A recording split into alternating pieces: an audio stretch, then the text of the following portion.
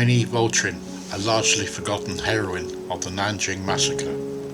Wilhelmina, or Minnie as she preferred Vautrin, lived from the 27th of September 1886 until the 14th of May 1941. She was an American missionary, diarist, educator and president of Ginling College in Nanking, China. Her role, which is best known, was as a Christian missionary in China for 28 years. She is remembered for caring and protecting at least 10,000 Chinese refugees during the Nanking Massacre, an atrocity she recorded in her now published diary. During the period of Japanese occupation in the then Chinese capital, she confronted the Japanese authorities while protecting the Chinese civilians protectively housed in her college. After surviving the Nanking Massacre in the Nanking Safety Zone from 1937, Minnie Vautrin returned to the USA in May 1940. Just a year later, she took her own life due to the extreme level of stress and trauma from surviving the massacre. Minnie Vautrin was awarded the Order of the Blue Jade by the Chinese government for her humanitarian work during the Nanking Massacre.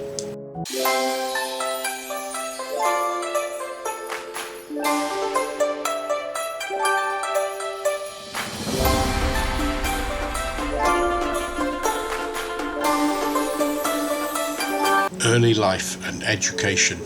Wilhelmina Vautrin was born in Clayton County, Illinois, in September 1886. Her father, Edmund Louis Vautrin, had arrived from France in 1883 before marrying Pauline Lohr.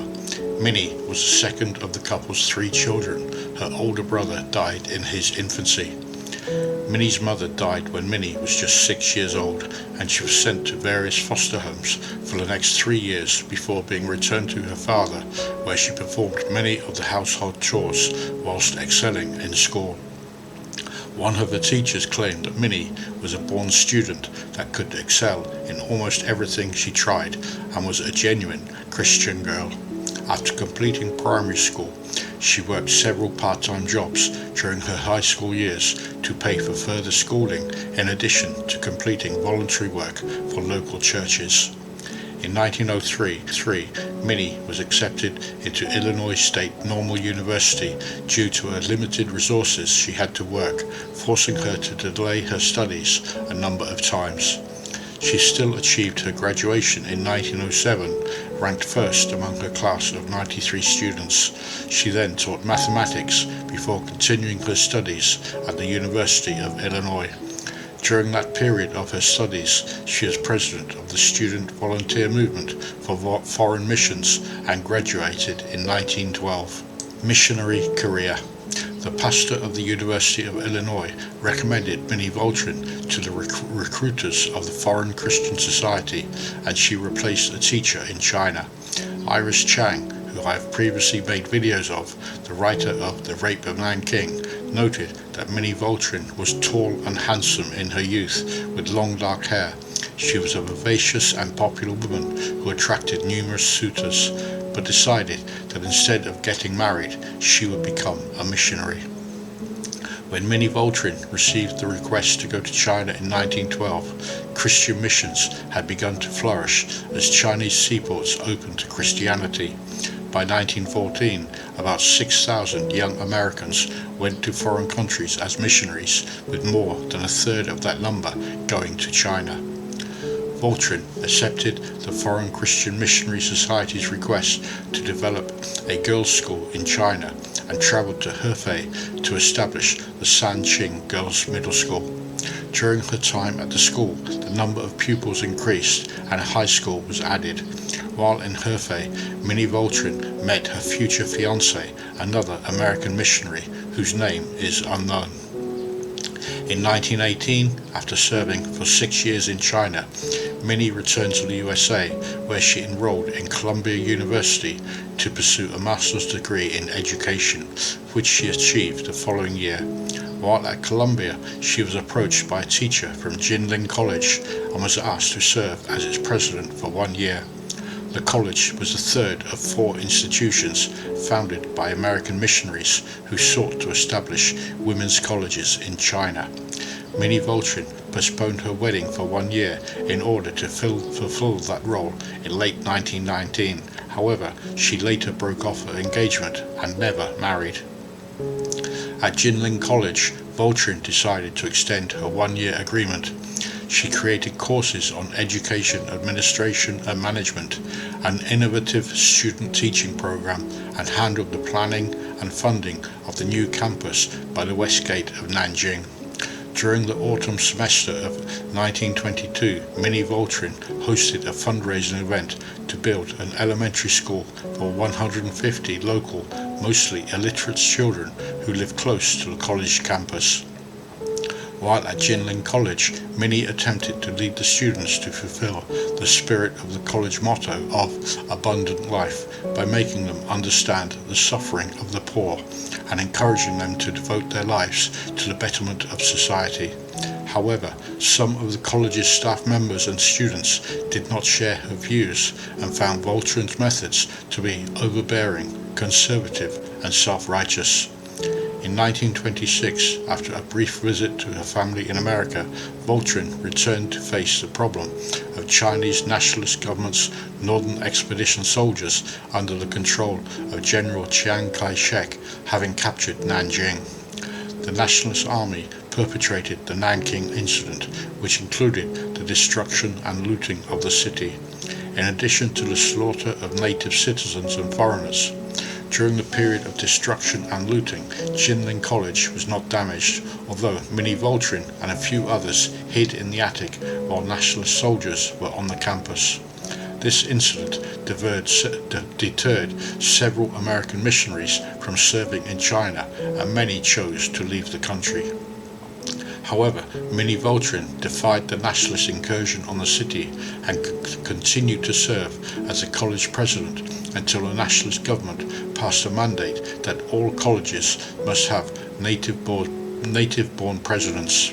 In September 1928, Vautrin was replaced as president by Ginling graduate Dr. Wu Yifang. In 1931, Vautrin returned to the USA in order to care for her aging father before returning to Ginling the following year.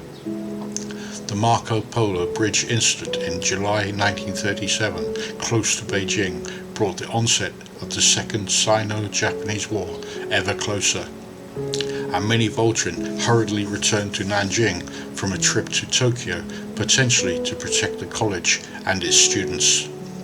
Preparing intensely for the approaching Imperial Japanese Army, arrangements were made by sending college records to Shanghai.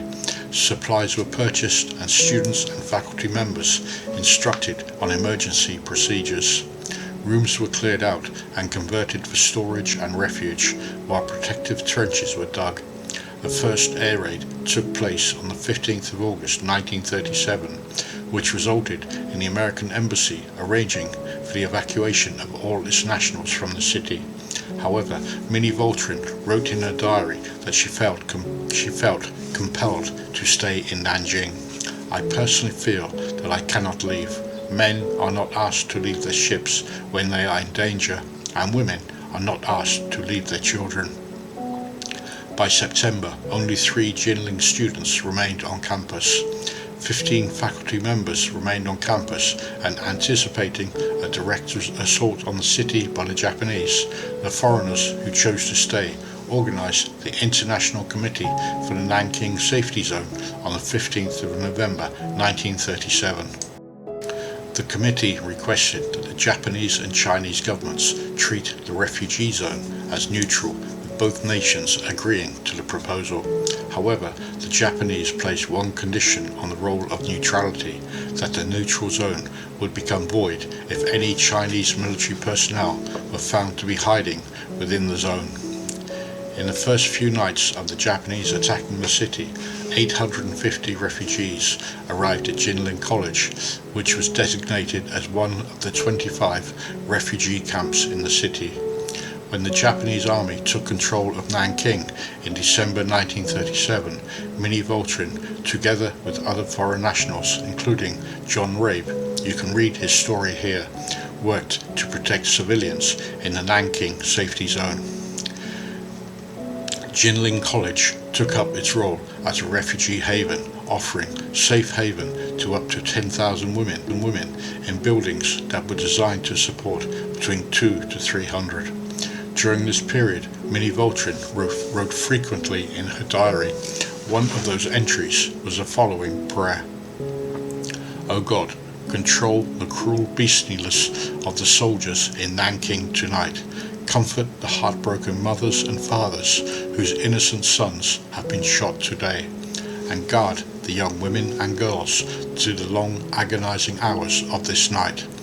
Speed the day when the wars shall be no more, when thy kingdom will come. Thy will be done on earth as it is in heaven." On the 4th of February 1938, all the other refugees' camps closed, which saw another large number of women and children seeking refuge at Ginling College, and by mid-March, more than 3,310 refugees were resident. Minnie Vautrin would patrol the grounds of the campus to stop any incursions of Japanese soldiers into the college, while rescuing and caring for any refugees she found. She saw to the burial of the dead as well as the birth of those newly born, while tracing missing husbands and sons. Vautrin offered industrial and craft classes to those women that have lost their husbands, so they might be able to support themselves. Over 100 women graduated under this program. An entry in her diary from 1937 read, "There is probably no crime that has not been committed today in this city. 30 girls were taken from the language school last night, and today I heard scores of heartbreaking stories of girls who were taken from their homes last night.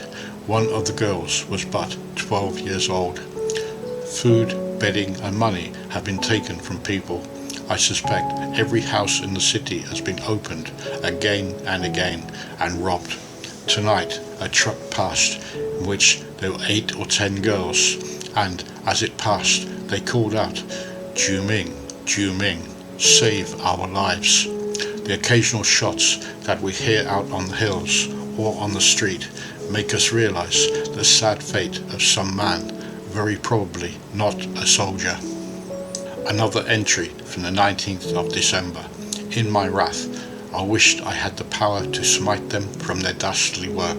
How ashamed women of Japan would be if they knew these tales of horror." In 1938, she wrote in her diary that she had to go to the Japanese embassy repeatedly from December the 18th to January the 13th to get proclamations to prohibit Japanese soldiers from committing crimes at Ginling, because the soldiers tore the documents up before taking women away. Near the end of her service at Ginling College, Vautrin wrote several entries that lacked her previous determination and optimism. Among these was April the 14th, 1940. "I'm about at the end of my energy, can no longer forge ahead and make plans for the work, for on every hand there seems to be obstacles of some kind." In the spring of 1940, suffering from severe stress, probably due to worry about the fate of Ginling College and its students, Vautrin was accompanied back to the United States by a colleague. After attempting to commit suicide using sleeping pills, Vautrin appeared to recover for a short while. However, she later committed suicide by turning on the gas stove in her apartment in Indianapolis. She was 54 years old. One entry in her journal, recorded shortly before her death, displays her devotion of Ginling College and the people of China, whom she served for 28 years as a Christian missionary. "Had I 10 perfect lives, I would give them all to China." Legacy. Minnie Vautrin was awarded the Order of Blue Jade by the Chinese government on the 30th of July 1938 for her sacrifices during the Nanking Massacre. Her work during crisis saved the lives of thousands of Chinese citizens is recounted in the biographical book American Goddess and the Rape of Nanking, written by the historian Hua Ling-hu. In the 2007 documentary film simply titled Nanking, Vautrin was portrayed by the actress Mariel Hemingway, who recited excerpts from the diary of Minnie Vautrin. The the Nanking Massacre Memorial Hall, a museum built by the Nanjing municipal government to memorialize the 300,000 victims of the massacre, the survivors and those who tried to protect the people of the city during the atrocity. Within the museum there is a memorial to Minnie Vautrin. There is also a statue of her in Ginling Women's College, among the memorials to the other non-Chinese individuals who helped to protect the college and its inhabitants during the Nanking Massacre. That brings us to the end of this video, highlighting a period of Chinese history from the mid-20th century from the point of view of an American citizen living in China at that time, and a character that was instrumental in informing the world of the atrocities being committed upon the Chinese people by the Japanese through her diaries. If this video has helped in your understanding of past historic events here in China, then your subscribing to my channel would mean a lot to me. Thank you for watching. Make sure you click on the link to the next video, and until the next time, goodbye for now.